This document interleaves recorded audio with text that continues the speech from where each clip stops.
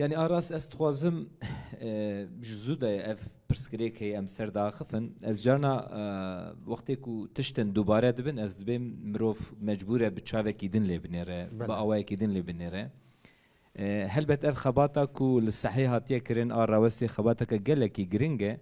جبر کو پیشی دوی مروف تشیسه که بکه مرف بزانه کا چات یا سریمه ام چخاص هاتنه بشافتن ام چخاص اسیمیله بونه ام دوی ویا باوای کی ام زانستی ام بزانن چات یا سریمه از بگشتی دبیجم قی او هشمه نتوی های جه نینه کو ام د نوا روشه که چخاص آلوز دانه و امی چواج نوا وی روشه هانی درکوین ج آخافتنین هوالان استید گیجم کو اف مسئله نتنی مسئله کا سوسیولوژیکه مسئله کا پسیکولوژیکه مسئله کا ابوریه و مسئله کا پولیتیکه جی اف تب همو کتنه نوا هف و جبونه ام بکارن جنوا وی مسئله درکوین ام دوی پر به چاوه کیدن با اوای کیدن ام لوی مسئله پر عالی بنیرن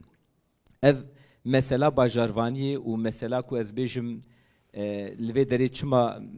خلق بزاروک خورا از بیجم بزمان خو ناخفه نه مسئله کو مرف روشهلات و باکوری بدبر هف چونکی شرط و مرجن همو دولتان سردست جهف دو جدانه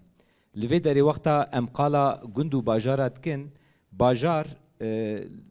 به پولیتیکای دولتی دسری گله کردان دا باجار جیکی مدرنه جیکی پیشکتیه و دیسا به پولیتیکای دولتی کردی هاتیه کم خستن کردی بوی زمان نزانیه کردی بوی زمان از بیجم بیدرفتی باجار و باجاربون و مدرنیزم دسری کردین کل باکورینه دسری وانده بوی تشتکی مدرن و وقتی که تیم باجر جانا شخوبرجی دست به ترکیت کن داخفن و لباجر همو امکان همو درفت سازی دزگهین دولتی ج ترکی را تشغلن ج کردی را نشغلن وقت تو بکوینا و گیجینه که بوی آوایی بچکی زحمته لی از ویا ببیجم یعنی دسر پرسا ترا ام لهنجتا ناگرن هنجت نخوشن ام لهنجتا ناگرن لی دوی سر پرسا ترا کو ام بیجن دولت از بیجن دولت سردست کاری خود کن پولیتیکا یکوان هی برنامه وان هی و تا اسیمیلت کن و 100 سال افتی کرن ایجا وقت ام لکرداد نیرن یعنی کرد شد کن کرد لهمبری و اسیمیلاسیونی بشافتنی براستیجی پولیتیکا یکا کرده برنامه یکا کرده پلانسازی یکا کرده هیتونه از بگشتی وقتا لیدنیرم ام کرد یعنی لیور پلانسازی یکا ما برنامه یکا ما توره ام براستاتنی تشتاد کن ام رفلکسی حرکت کن نحقیه کلمه چه دبه ام برتک نشان دادن یعنی جی از بیجم 20 سبات تی ام دا 21 سبات ام داخفن 15 گلانی ام داخفن ام بگشتی تی نگیشتنه کو چات یسری ما از پروبلمی دور داد بینم ادبیجم او کسین کو لسر ناوی کرده سیاست اتکن سیاست کرده دیارت کن تدزانی مثلا دزانی پروبلمی متشنه من بحثا مسئله کی سوسیولوژی دکم آسانترین شد هاسانترین شد اوه ام سلوگان بیجین ما مستاده بیجه دایکو باب روسوجی ده بیجه مزنترین قطابخانه مزنترین مالبات دولتکی بچوکا لناف مالبات ام دکارین جبو زندو راگرتنا زمان خو دگل زاروکن خو کردی باخوین اوه تشتکی زحمته؟ نه اوه تأثیرکی پرمزن چه دکا زحمت نینه لی خوده اگر ام کرده پولتیک خوده اگر ام بدین دستی حزبین کردی لباشوره لروجهالاته لروج آوایه حمید تفي هفدا بيو حمید لدست لما دتشه از فينا اوه نرينا منا متلوك قوتنك بيشاد بين مال دبستانه بلي مال دبستانه اللي ام بيا فهمناكن مثلا ام وقت قال ايرودكن ام قال صاله 2022 كن مكان وزمان جوهري نو كبريه يعني 100 سال بري تبغوتا مال دبستانه بلي مال دبو دبستان درفت وامكان از بيجم 200 سال بري درفتين كردي امكانين كردي و زمانين دن جدا بون ايرو اگر ام راستی نبینن ایرو درفتین کو لباجاری جبو ترکیه اتنه پیشکش کرن تو وقت بدی بر کردی صدی یک درفتکا کو از بیجم آب کردی تونه ام مثلا قلا زانینا کردیت کن تو قلا خواندن و نویسین تنه بکه اگر 30 میلیون کرد لوی داری هبن صدی 0.1 جین زانن به زمان خو بخوینن یعنی لبر ام مکان گوهری زمان گوهری او گنده کو ما مستقال کر او گنده کو تنی دبستان دولتی دکاری بچاوی داره ایرو بصدان تلویزیون دولتی از بیش بصدان تشتین تکنیکی کتنه گندان لو موجوده گوهرتن ام بدستکی شردکن بچک تنی مروف نکاره شر بکه اگر تو سر زمانی خو نخبتی تو برنامه خو آماده نکی ماتریالی خو آماده نکی تو زمانی خو بلند نکی خلق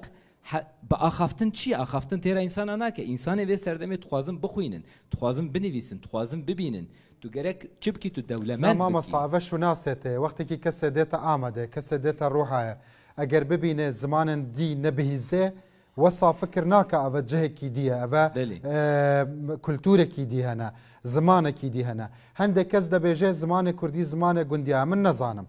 تا كاكا باهوس تا تشعيب هيا تا كردي جي دزاني نفيس كاركي دكاري بتشيا بازار كاري خوبكي دكاري بتنيا كردي جي بزاني كاري تا دچه تشعيب هيا من شوما قلق كافين لفيري جبو نان خواردنا سپیده همی برهمه ما دوشاو دبیجی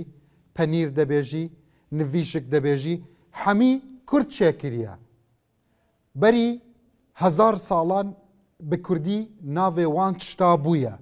لی کرد ناوه دایکا خو نابیجه ناوه اف ناو نابیجه که باب وان با پیر وان لی پنیر نایا ناوه کی دی دبیجه اوه خباته کی مزنه ناوه کی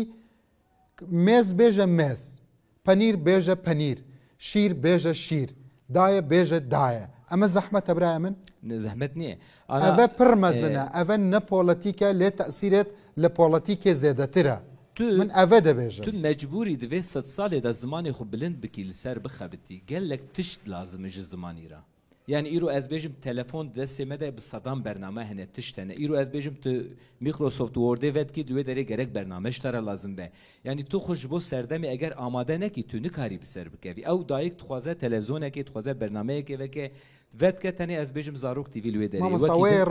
روشن بیر نویسکار بله چند چیروک جبو زاروکا نویساندیه لویره حتی داکو باف که کردی زانن به تیپن لاتینی با دربرینیان کردی جبو زاروکیان خوب خوان بری برازن هنه ناخوینن کرد خواندن و نویسین لکوی داری رکلام هاتا کرن چند تلفزیونین کردی هنه و بس بتنه تلفزیونین ترکی دبینن لی تلفزیون کردی لباشور گلک زیده هیا تلفزیون ملا خور آوای گلک هنه لدیاسپورای هنه لسویت جی هنه امتین سر گوتنه هف اجی دبیجم لوی داری اف خباتین چاندی هنری خباتین زانستی لسر کردی نه هاتیه کرن لیور اجیتاسیون هاتیه کرن زمان مهبونا میا و برنامه بویا وای نه دوید تو بس هبونا میا دوید تو رونی تو بخبتی سر اگر هبونا تبت دوید تو سر هبونا خو بخبتی گلک خباتش مرا لازم کن نه هاتنه کرن هین فرهنگا کردی بکردی آب گشتی نات يا مدكن امكاني فولكلوري فرهنگ ناخوازين امنا افريقينا بخوازين كردي فيلم حميا كردي دزانن خودي حميا دزانن ام ناوكاري فولكلوري دان ام دشم برهفكاري يتكن بالصدان بي و گوترين مهنكو ام دينيرن كل قيده نكتن چونه هر تشتي كردي جمره لازم الصبيج بو ام ترمينولوجي چي بكن او بي جمره لازم او خبات جمره لازم ما صعبت تشتكي وكي جبو خلكن دست بجير ليله بازار من نزانم اوا كچكي گنجه مایا بزانم وان چه دبیجن لسر بوچونه نویسکارن کرد و فرهنگ دخوازن هوالن و لدروا فرهنگ کردی دخوازه کردی بو کردی ترکی بو کردی یا حمیا دزانن وکی ده راپرسیه ده هاتیه لده کس من دبیجم خوده لده کس کرمانجی دزانن نخوازه پیش باخبه هنده کس هبو ده گوت نمن لویره لمردینه جی ببوره پاردون هندك تشج ده گوت من فهم ده کرد من ده گوت من ده زانم تا کردی ده زان کردی بله کردی وی چه فرق نب والله هندك جوان سورانی جی دزانی نبتنه کرمانجی هندك جوان کرمانج بو زازاکی جی دزانی هندك لوان زازاک بو کرمانجی جی دزانی سورانی جی فهم ده کرد خودی من نپرسی رنگ هورامی جی بزانه يعني حميا دزانن ما مستا ليه شوا وقتك وميمارك اف هستن كماسي اف هستن آواهیه که وقتا چه بکه دوی پلان و پلانسازی میمار هبه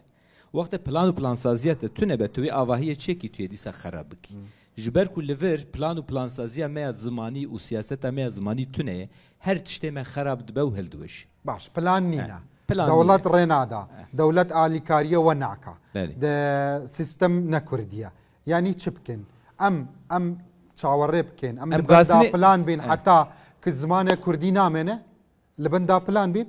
افتشتكي زحمته مثلا ام لناف مال باتيخو هر حتى من دمرم هر دبيجم زمانه دايه هر دبيجم دوباره بك وان بحثا روشن بيرايه وان بحثا سياسينا اگر ام لبندا بلان بين من نامنی برای دنوا پلانه دا مسئله هشمندیه جه اگر تو هشمندیا وی گلی بلند نکی تو تنه ببیجی رئیزمان تو تنه ببیجی گرامر اف مسئله چاره سر ناوه پاشی اف ناو برده و گرم لی ما مستا گوت بینرن هجا کردن ما باکور ل تاراوگا ام دا بجین بسورانی دا بجین تاراوگا ل دیاسپورای کس دسته و گرتیا دگل زارو کت خو بیجی سپیدا باش بيجي روج باش كس دسته تقرتيه بيجي اف شما دقل زاروكيت خو كردي ناخذي ما مستا وصايا افنا برسياره برسيار دا خفن لي بدليته